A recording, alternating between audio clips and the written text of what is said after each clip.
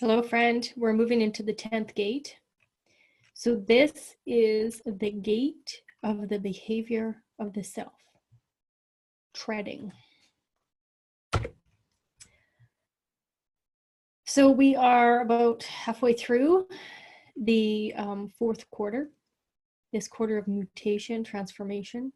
The 10th gate sits here in the G center and can connect in more than one way. It can connect here to the intuition and, this perfected form. It can connect here to the 34, living one's own convictions. Or it can connect here to the 20th gate, which is all about this real deep awakening that can take place.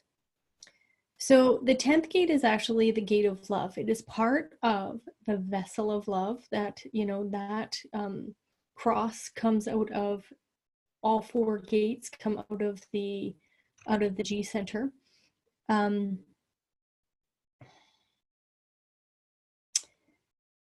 Self-love for humanity has taken a real backseat. We beat ourselves up worse than anybody could ever do to us. We do to ourselves. And this 10th gate is telling us that innately, within our matrix, within our own design, within our blueprints, this self-love is there.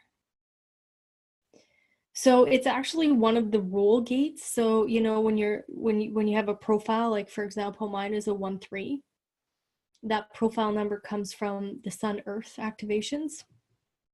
Here, I'll just forward to my design. So the 1 is, first line. This is my mind. This is my psychology. And the 3 is my body. This is the vessel. So my profile is a 1-3. And we get the role of self, this innate,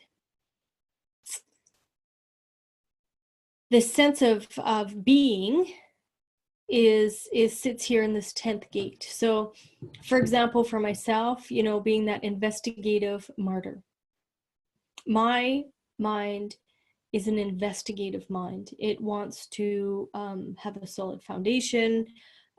It wants to research all the time, and that's healthy for it. I'm a 1-3. That's what happens. And third line, this martyr, it's this, continuous life bumps into me and physically bumps into me. The futile rejection of standards based on just awareness. Martyrs have this trial and error that happens as well. So if you're a second line, so, if you're a 2-4, for example, that hermit opportunist. So having this balance between hermiting, staying, having yourself kind of, be at home, be wherever you feel comfortable, and kind of watching from the inside. And you're really witnessing, and then people will call you out because you have this real, tendency to have natural abilities when you're a hermit. And that opportunist is, having this group, this network of people that they're brought to you. You're not out seeking this, you're not out seeking those opportunities. They come to you. And, that's that fourth line, that the fifth line, that heretic, you're a savior, you're a practical solutions, you're kind of tearing down stuff, that anarchist that, now we're not going with this old shit. We're breaking through the new ground. And then that sixth line, which is that role model. So it's,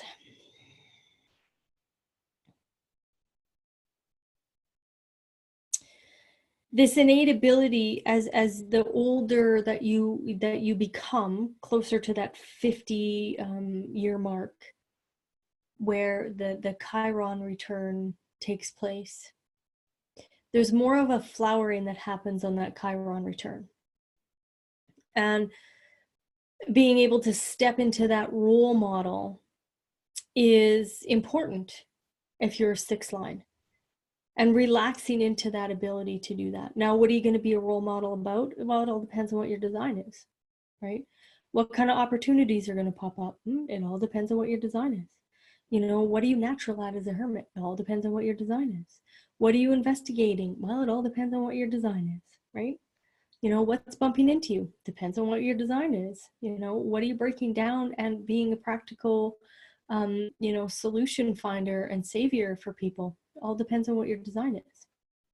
So every, like, yes, this is a genetic or generic indication of the energy that's provided. However, it all depends on what your design is bringing forth. What is your instrument playing in this symphony, in this orchestra? So if you actually have the 10th gate defined, you know, it's really about humanity. We're just learning now how to be a 9-centered being, even though, you know, the shift happened back in 1781. We're still holding on to that 7-centered structure, that mind, letting the mind make decisions. So that's why I hope that human design just moves quickly out into the masses so that we can get rid of this chaos and distraction that happens in our world. And it's happening. Disclosure's happening. Truth is taking place. Inner truth right now with that 61st gate sitting, near Pluto sitting in that 61st gate. Those inner deep truths are showing themselves. And, you know, this 10th gate is about, you know, being that self-aware form, which has the potential to awaken, and experience genuine self-love. Again, we are just fractal bits of this matrix. I'm on a fractal, you're on a fractal. We're just these little holographic little bits of this information, and everybody has this in their design. Activated or not, self-love is a part of that holographic understanding. And if it is, you know, if it's activated, you know, self-love is really built in for you. And it's about surrendering to living authentically. And this isn't, you know, this isn't about doing. This is about being. So being yourself. And what better way is that you're understanding human design. You're sitting here learning about human design. Whatever your definition is, that is your authentic frequency. That's your authentic self.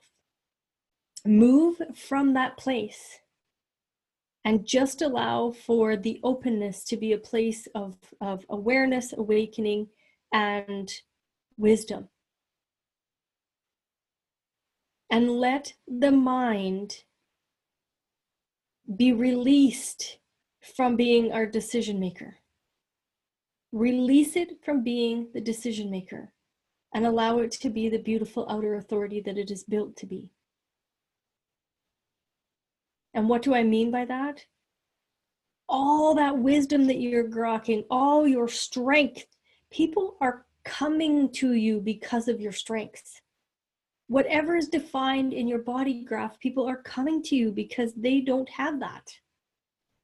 They don't want a distorted version of the not self.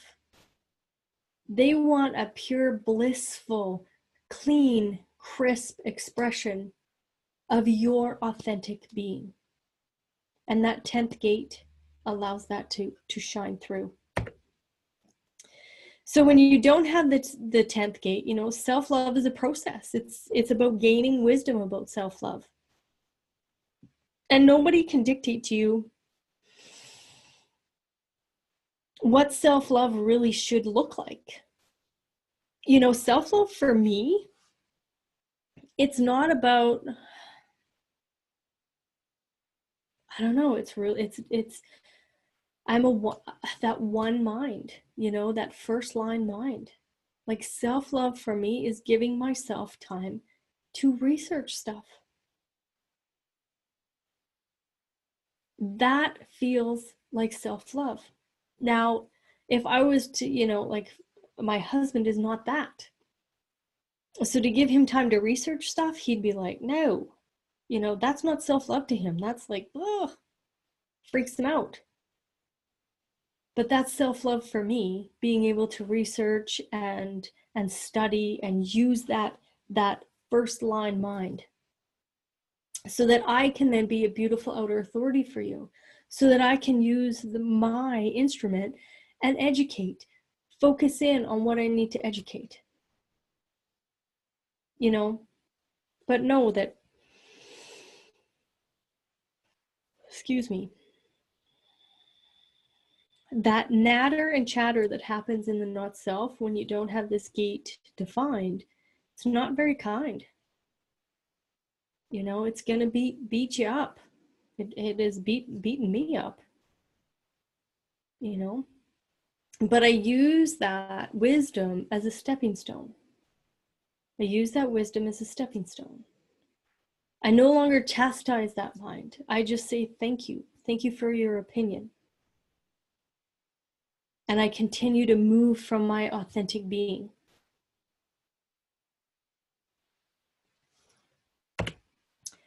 So here is my design. And as you can see, totally open G center, no 10th gate. So using the instrument,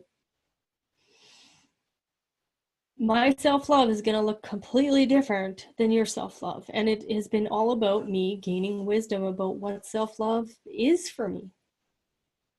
You know, but if you have it defined, self-love is something that has been there the whole time and you've been taking it for granted. And that's what happens. And I shouldn't say you have been.